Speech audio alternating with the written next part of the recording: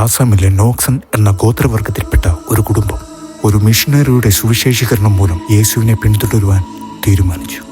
അവർക്ക് യേശു എല്ലാമായിരുന്നു. പക്ഷെ അവരുടെ വിശ്വാസം പരീക്ഷിക്കപ്പെട്ടു. അപ്പാ, സത്യമായിട്ട് യേശു നമ്മുടെ കൂടെ ഉണ്ടോ? അതേ കുഞ്ഞെ, യേശു എപ്പോഴും നമ്മുടെ കൂടെയുണ്ട്. അതേ മക്കളെ, യേശു ഇല്ലെങ്കിൽ നമ്മുടെ ജീവിതത്തിൽ യാതൊരു അർത്ഥവുമില്ല.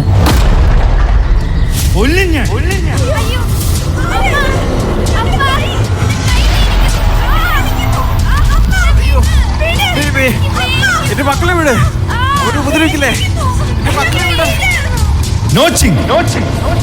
നീ നമ്മുടെ ദേവന്മാരെയും ആചാരങ്ങളെയും വഞ്ചിച്ചു. എവിടുന്നോ വന്ന ഒരുവൻ നിന്റെ മനസ്സിനെ മാറ്റിക്കളഞ്ഞിരിക്കുക. ഒന്നും ഞാൻ പറയാം, പറയുന്ന നിന്റെ യേശുവിനെ ഇപ്പോ ഈ നിമിഷം നീ തള്ളിപ്പറയും. ഇല്ലെങ്കിൽ നിന്റെ മുന്നിൽ ഇനി ഒറ്റ വഴിയേ ഉള്ളൂ, അത് മരണം മാത്രം. കൊല്ലും ഞാൻ ഇഞ്ചിഞ്ചായി. മൂപ്പ, ആ സുവിശേഷകൻ യേശുവിനെ പറ്റി എന്നോട് പറഞ്ഞു. ആ യേശുവിനെ എൻ്റെ മനസ്സിൽ സ്വീകരിച്ചതിന് ശേഷം നിന്റെ വായിന്ന് ഉച്ചരിക്കരുത്. തള്ളി പറയാൻ പറഞ്ഞാ നീ അത് മാത്രം ചെയ്താൽ മതി. എനിക്കതിന് ഒരിക്കലും കഴിയില്ല മൂപ്പ. ഞാൻ എൻ്റെ യേശുവിനെ പിൻഗമിക്കാൻ അന്നേ തീരുമാനിച്ചതാ.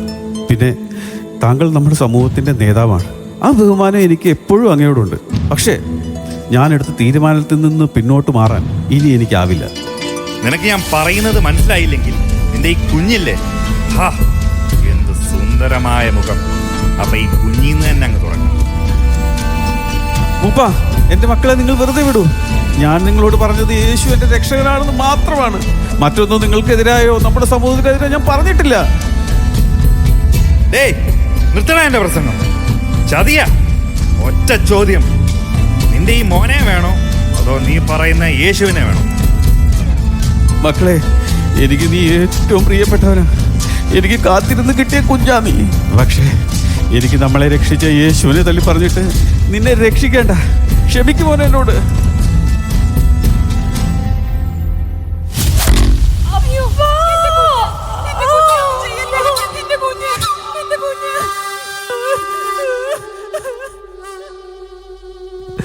ഇല്ല, പിന്മാറില്ല.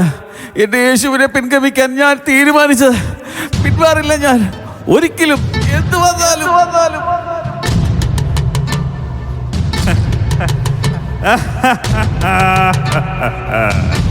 നിന്റെ കുഞ്ഞ് ചത്തടാ. ഇനി ഒരു അവസരം കൂടി തരുക. ഇനിയെങ്കിലും നീ തള്ളിപ്പറഞ്ഞില്ലെങ്കിൽ ഒന്നിങ്ങ് വന്നേ. അടുത്തത് നീയാ. അടുത്ത നിമിഷം നിനക്ക് കാണണമെങ്കിൽ മര്യാദക്ക് തള്ളി പറഞ്ഞിട്ട് വെക്കോ. ഇപ്പൊ പറഞ്ഞ ചത്ത നിന്റെ കുഞ്ഞിന്റെ ശവമെങ്കിലും നിനക്ക് കിട്ടും. പിന്നെ നിന്റെ ഭാര്യയുടെ ജീവനും.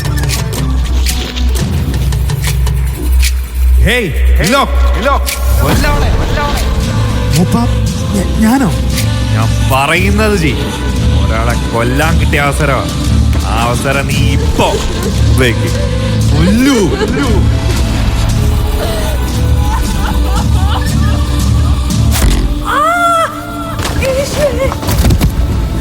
എന്തൊക്കെ സംഭവിച്ചാലും ആര് കൂടെയില്ലെങ്കിലും ഞാൻ എൻ്റെ യേശുവിനെ പിൻഗമിക്കുക തന്നെ ചെയ്യും. ആ സ്നേഹത്തിൽ നിന്ന് ഇനി എനിക്കൊരു മടക്കമില്ല. നിനക്ക് അവസാനമായി ഒരേ ഒരു അവസരം കൂടി തരാം. നീ യഥാർത്ഥത്തിൽ ഒരു കുടുംബസ്നേഹിയെല്ലാം തോന്നുന്നു.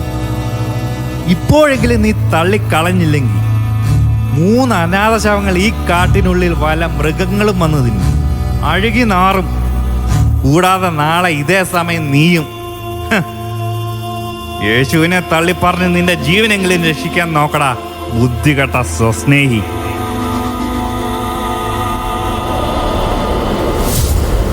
ലോകത്തെ ഞാൻ എൻ്റെ പിറകിലെറിയും.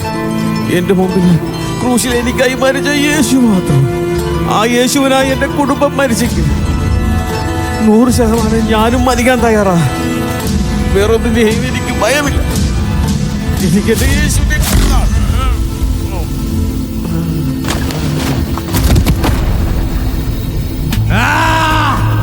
ഏതവൻ വന്നാലും ഇതാകും അവസ്ഥ. പിന്നെ പുറലോകം കാണില്ല, പരലോകം മാത്രം. ഈ കുടുംബം രക്തസാക്ഷിയായെങ്കിലും അവരുടെ വിശ്വാസം മരിച്ചില്ല. എന്ത് പറ്റി? എന്ത് പറ്റിയ ഞങ്ങൾക്ക്? എന്തോ എനിക്ക് എന്തോ എന്തൊരു വിശ്വാസമാ. അവനെ അവൻ്റെ കുടുംബത്തെയും മക്കളെയും കണ്ണിൻ മുന്നിൽ വെച്ച് കൊന്നിട്ടും അവൻ അവൻ്റെ കുടുംബത്തെക്കാളും ആ യേശുവിനെ സ്നേഹിക്കണമെങ്കിൽ എന്തോ എന്തോ ഒന്ന്.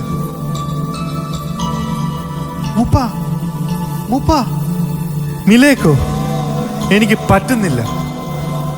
യേശുവേ, ഇങ്ങനെയൊക്കെയാണെങ്കിൽ ആ സ്നേഹം എനിക്കും തരൂ. എനിക്ക് മാത്രമല്ല, ഞങ്ങൾക്കെല്ലാവർക്കും. യേശുവേ, ഈ ക്രൂരത കാട്ടിയ എന്നോട് അങ്ങ് ക്ഷമിക്കുമെന്നറിയില്ല. പക്ഷേ ഒരു പ്രാവശ്യം അങ്ങ് എന്നോട് ക്ഷമിച്ച ഞാനും അങ്ങേ പിന്തുടരും, ജീവിക്കും.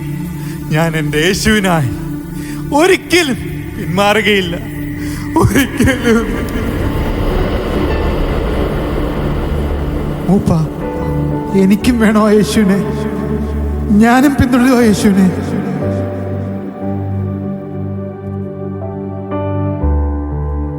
ഞാനും പിന്തുടരും.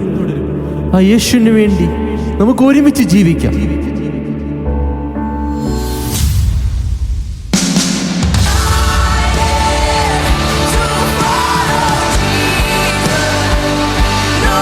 പ്രിയരെ, ആ നിസ്തുലനായ യേശുവിൻ്റെ സ്നേഹത്തെ വർണ്ണിച്ചുകൊണ്ട് ഒരിക്കൽ കൂടി ഉറച്ച തീരുമാനത്തോടെ നമുക്ക് ഒരുമിച്ച് പാടാം.